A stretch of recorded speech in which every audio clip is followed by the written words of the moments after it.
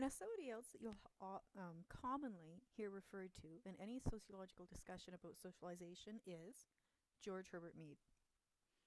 He was American, raised middle class. His dad was a minister, and he actually spent a few years working on the railway as a surveyor before going to university to obtain a master's degree in philosophy and a PhD, which he never finished. Mead is regarded as one of the founders of social psychology. He later helped to develop the symbolic interactionist approach. And like Freud, Mead said that the impulsive part of the self is there at birth. And this is what he called the I. But then he said the objective part of the self that emerges as people communicate and learn to take on the role of other people is the me. So the me emerges through socialization. Now, we've already discussed Mead and his idea that we take on the role of other people, or we take on the point of view of other people previously. And this is really just going into a bit more detail regarding his work. So to put this in everyday language, both Freud and Mead said that when an infant is born, he or she is not a real person yet in every sense of the word. They're not fully human. Instead, the infant is born full of impulses. And as an infant begins to be socialized and develop a sense of self, this is what Mead referred to as the me. Freud said this sense of self develops because of the denial of certain things. Mead said this sense of self develops because we begin to take on the role of the other, the point of view of other people, how they see us. So, for Mead, when we communicate, we're taking on the role of another person. And all human communication requires the ability to do this. Our sense of self emerges as we communicate with others as we are socialized. Our sense of self only emerges with social interaction. And Mead broke this process down into 3 stages when looking at how the self develops. So he said that in the first stage, kids imitate the people around them. They might imitate the physical behaviors and even the verbal behavior of a significant other, but they don't understand what they're doing. They don't comprehend the meaning of it. This imitation has no meaning to them. They're just doing what they see other people do. So a child imitating their parents, picking up a toy phone and talking into it without even forming words yet because they don't talk yet, but they're simply imitating what they see their parent doing. And even if a child can't talk yet, sometimes they'll imitate talking on a phone and even alter the tone of their voice like an adult conversation would be. So they can't say words yet, but they'll be like, huh? Uh-huh. In the second stage, according to Mead, kids actually pretend to be other people. They take on the different roles, pretending to be someone or something else in their play. So to put this in a much more academic manner, in the second stage, Mead said that children assume the statuses of specific individuals they see in adult society and act out the behavior associated with them. So they might be a superhero 1 minute and a doctor the next. And then they're going to be a mummy, or then they're going to be a construction worker. And then they're going to be a police officer, and then they're going to be a teacher. And Mead said that what this actually does is help kids understand different social roles. Yes, they're playing, but this play accomplishes something. And all of this contributes to a child building a sense of self.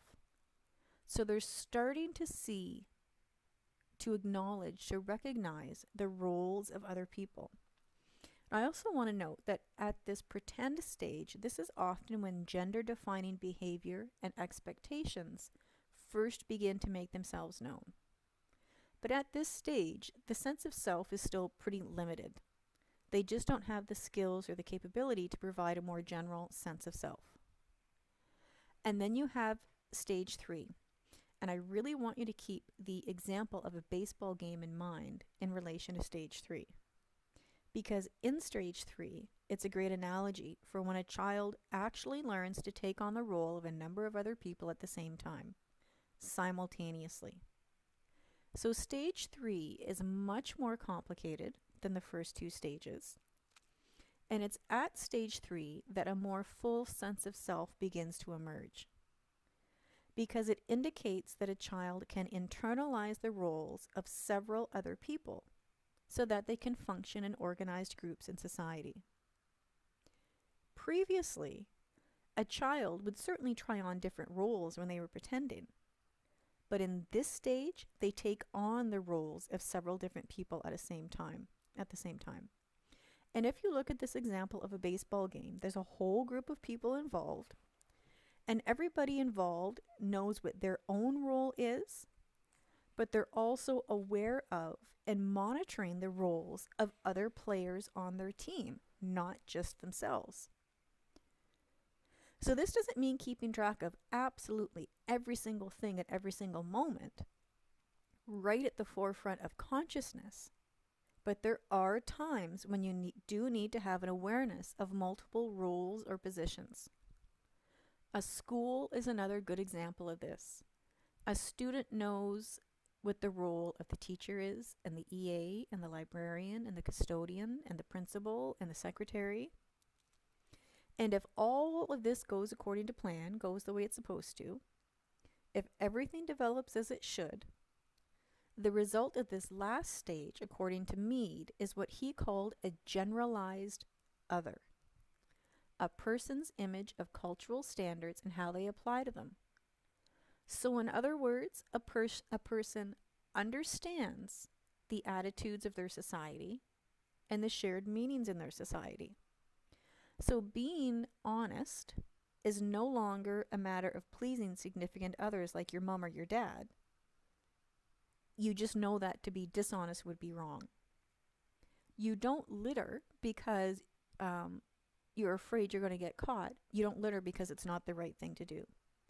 So according to Mead, if everything goes according to plan and development happens the way it should, every child should develop a generalized other in late adolescence.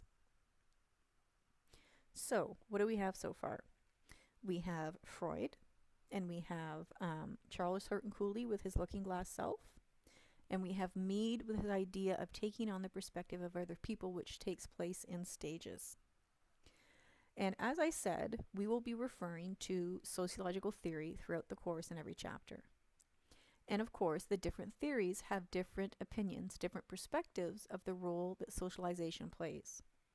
And I want to remind you that when we're looking at functionalism or conflict theory or feminist sociology or symbolic interactionism, there's no one right or wrong answer. It all depends on your perspective.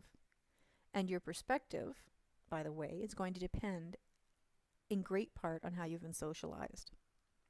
So how does functionalism view socialization? It sees that socialization helps to keep society going. It helps to perpetuate society and keep it stable, keep it orderly, maintain that equilibrium. To functionalism, that is what the purpose of socialization is. Conflict theory and feminist theory, of course, focus on struggle. They focus on difference and inequality resulting from that difference. Inequality caused by socialization based on social class or gender or some other factor. Now, we've already discussed symbolic interactionism regarding socialization quite a bit. That focuses on how people create meaning and then define the world around them. Now, no matter which perspective you adhere to or you think is the most accurate, all of them acknowledge that there are certain agents of socialization. I'm going to look at each one of these one after the other on their own. We're going to look at family, how that socializes us, school, peer group, and mass media. So, we're going to start with family. When you think of your family, family is the social institution where primary socialization takes place. Primary socialization is the process where you acquire the basic skills needed to function in your society.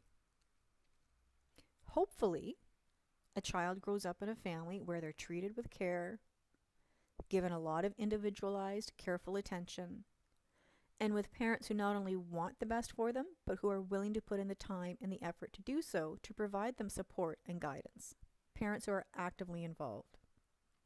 Remember, this isn't just your parents. This also refers to brothers and sisters, grandparents, aunts and uncles, cousins, and other extended family. Now, further back in history, your family would have your family would have had much more of an impact on you, much more of an effect. The socialization effect of your family would have been much more pronounced because you spent more time with them and less time with other people who were not part of your family. And this changed for several reasons. I'm going to bring up industrialization again. This affected society as a whole, including the institution of the family, because people moved in droves to more urban areas. And as time progressed, women began to work outside the home more and more. Both mothers and fathers began to spend less time with their children. You could bring in divorce. More recently, the rise of divorce has had an effect on lessening the impact of a family's primary socialization. More fathers see less of their children due to divorce. And again, more mothers spend time working outside the home. As more fathers are gaining equal access to children, as they should, mothers are seeing them less. And don't get me wrong, in regards to primary socialization, families are still the main agent of socialization. But having said that, their influence has lessened. Sorry if you just saw the little mouse moving around down there on the bottom of the screen. I had a phone call.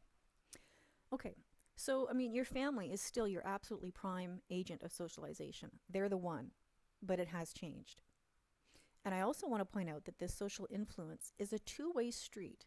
We always think about how the family affects the kids, But I just want to point out that children influence their parents as well. They require their parents to sharpen certain social skills and learn new ones. And this contributes to their parents' sense of self. Look at the pictures of these two babies. I don't want another baby. But I have to say, I miss having a little one. I've said to my mom more than once, do you think it'd be weird if I walked up to strangers on the street and said, "Hi, could I play with your infant for an hour?" Because I miss the baby stage. Yeah.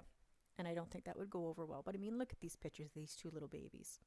So I want you to think about a parent who has what is considered an easy child. That's like a slang term for an infant that's generally widely used by parents, meaning that the newborn eats the amount they should without struggle. They eat when they should. They sleep when they should without being easily woken up by the tiniest little noise. They don't make strange with people. They're a happy little baby, like the one on the left. This makes the parents feel competent. I'm a good parent. I know what I'm doing. I'm obviously giving my child exactly what they need because they're such an easy baby. Or parents have what is not an easy baby, meaning it always seems to be a struggle to get the baby to eat as much as they need to eat in order to sleep well. It never occurred to me that having a baby stay awake to eat would be an issue. And I didn't have my son till I was in my 30s. I had never heard of this. And my mom said, tickle his feet. If you tickle his feet, then he wakes up a bit and he'll drink more from his bottle. But I didn't know that was an issue. Maybe they're easily disturbed when they sleep. So the tiniest little noise and they wake up. So then you've got to have a fan in their room for white noise. Maybe when they wake up, they have a lot of difficulty self-soothing. My family used to laugh their butts off at me because when my son would wake up, and I'm not making this up, I would put a pile of about 10 or 12 soothers in his crib, all at the top of the crib, so that if he couldn't find a soother, he'd always be able to find one, and then he'd be more likely to go back to sleep. This makes you stressed as a parent. You feel like you're doing something wrong. I must not be doing something right. This reflects on me. I must not be as good a parent as somebody else.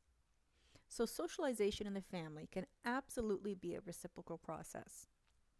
Family is the major agent of socialization for primary socialization. Then we have schools, also a major agent of socialization in Western society, including Canada. And it's not just teachers. It's teachers, principals, EAs, supply teachers, librarians, bus drivers, volunteers, coaches, every person you encounter at the school, whether adult or younger, because the next agent of socialization I'm going to talk about is peers.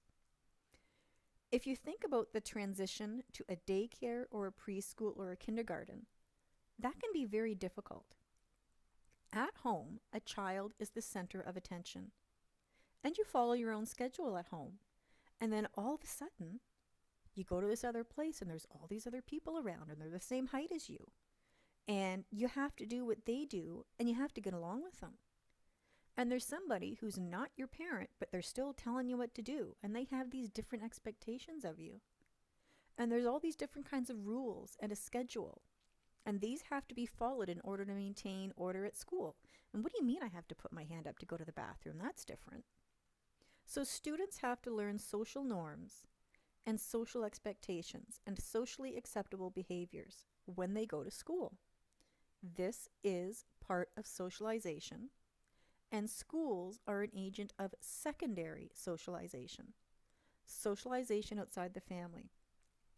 The education system actually, in a lot of ways, has helped to compensate for the evolution of family structure.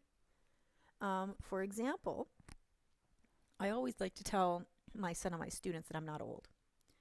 But when I went to school in the 70s, there was no such thing as staying at school for lunch.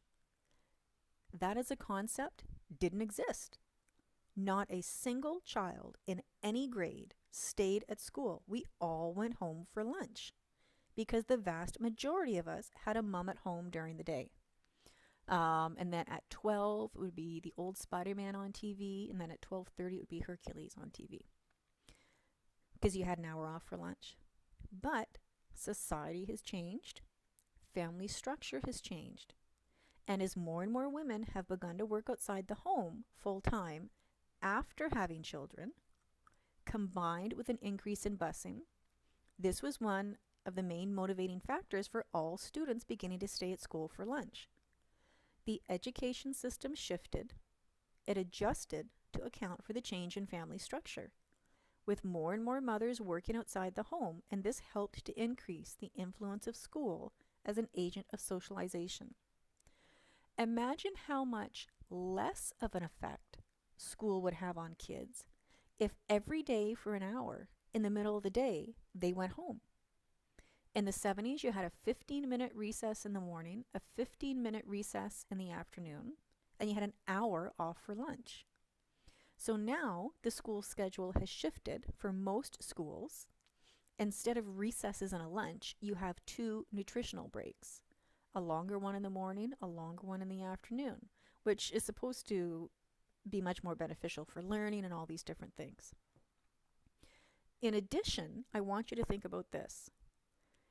In the 70s, I'm going to use myself as an example again. I was born in 71. There was no junior kindergarten in the 70s. There was no preschool. Well, there might have been, but it was very, very uncommon. In the 70s, you simply started kindergarten, and you did it at age 6 or 7. Then, eventually, junior kindergarten was introduced, and so kids would start school at a younger age. And then daycare, full-time, became more and more common, so that it became the norm for children to spend at least a few years in daycare full-time before starting school. And now, in Ontario at least, we have early learning. That means even before junior kindergarten, kids as young as 3 could be in school full-time. So I want you to think about that. That is half the age of a child in the 70s. So whether you agree with it or not, whether you think it's positive or negative, I just want you to think for a second about the effect that has on children in terms of socialization, reducing the effect of the socialization of their family. This is really, really significant during a time when children are easily influenced. They're going through these developmental years. starting school at 6 or 7 compared to starting school at 3 or 4. And there's some debate whether this is actually positive or not. Yes, the whole educational side of it. But at the same time, I don't want to say there's a backlash, but there is a train of thought. Is that a politically correct way to say it? There is a train of thought that having kids starting formal learning and following a formal schedule this early is not necessarily the best approach. This clearly lessens the influence of your family, which a lot of people feel is not necessarily positive. And obviously, combined with this first criticism, is that starting one's education at such a young age increases the influence of the school and of peers, the next agent of socialization I'll talk about, also not necessarily viewed as something positive. And you don't have to put your kids in early years. You don't even have to legally put your kid in junior kindergarten. A lot of people don't realize that. I'm not saying you shouldn't, I did, but now, focusing on the positive, however, what this means is that we as Canadians are among the most highly educated people in the world. We as Canadians have decided that it is important to us, it's one of our core values, part of our culture, that all Canadians should have a minimal level of education. This is something we consider a priority in our country, regardless of somebody's socioeconomic status, their religion, their ethnicity, their gender. And that is something to be proud of. That is something that is a good value to have. But this high level of education goes beyond what you probably typically think of as education. Because when you're in school, you're not just taught academic knowledge, the curriculum documents, math and science and history and all that. With all of these years spent in school, you're not just learning academic subject matter, you're also learning the hidden curriculum. And a really simple, unacademic way to think of the hidden curriculum, that's everything that isn't included in the curriculum documents. So I've given you some examples here, and I chose this picture because it's supposed to be like, there's you. You can see your little feet sticking out in the top of your head. And you're surrounded by all these things like a cloud, whether you realize it or not. You're constantly walking through the attitude that you need to learn that being successful is extremely important. You should always be on time. You should always listen to authority. You should know that education is important. So essentially, the hidden curriculum is everything a student learns in school that is not part of the official curriculum documents. That's not academic.